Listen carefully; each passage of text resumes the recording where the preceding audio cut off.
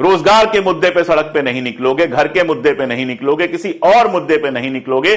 धर्म एक ऐसा मामला है जिस पर भड़काया जाएगा, आप भड़क के सड़क पे निकलोगे, वो गोलियां चलाएंगे और मारे जाओगे। और ये जितने नेता हैं, जितने सरपरस्त हैं, वहां के जो एमपी हैं, वो तक अभी नहीं पहुंचे वहां पर। सोच के देखो कि तुम्हारे रहनुमा किस काम के हैं। अभी क्या हुआ है, सर्वे टीम के साथ जो लोग जय श्री राम का नारा लगाते हुए गए थे, उनके खिलाफ कोई कार्रवाई नहीं हो रही है। कार्रवाई भी आप ही के खिलाफ होगी। जिनकी जानें गई हैं, उन्हीं के घर भी गिराए जाएंगे, उन्हीं के ऊपर मुकदमे भी लादे जाएंगे। और उस समय यूपी पुलिस की जितनी भी मजम्मत की जाए वो कम है। पुलिस ने दहशतगर्दाना और कार्रवाई किया है। और नवंबर में संभल जो हादसे हुए हैं शाही जमा मस्जिद के नाम पर, सर्वे के नाम पर, और जिस तरह से निचली अदालत ने सर्वे का ऑर्डर दिया है, वो सरासर नाइंसाफ़ी है।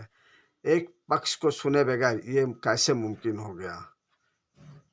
यूपी गवर्नमेंट अगर इस पर कंट्रोल नहीं कर सकती है तो ये मुसलमानों के लिए बर्बादी का सवाल है। और इस मुल्क में अगर मुसलमान तरक्की नहीं कर सकते हैं तो ये मुल्क भी तरक्की नहीं कर सकता है। मुसलमान ना तो दहशतगर्द है और ना ही हंगामी हालात में वो किसी गुंडागर्दी या उपलब्धि पे उतारू हो जाते हैं, बल्कि उन्हें उकसाया जाता है।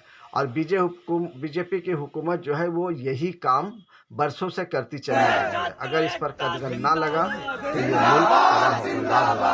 आइए हम सुनते हैं एक रिपोर्ट में मुसलमानों को बहुत सब्र से काम लेना होगा। यूपी प्रशासन मुर्दाबाद, यूपी पुलिस मुर्दाबाद, सांप्रदायिक हिंसा नहीं चलेगा।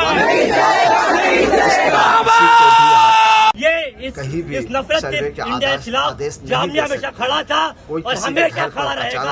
आप चाहे जितने भी प्रेशर डालें उसके ऊपर, कोई भी संघ परिवार आए, चाहे बीजेपी आए, चाहे विश्व हिंदू परिषद आए, चाहे इस कैंपस के अंदर एबीवीपी आए, यहाँ पे सभी छात्र सब साथ में खड़े हुए हैं, किसी को कुछ नहीं होगा।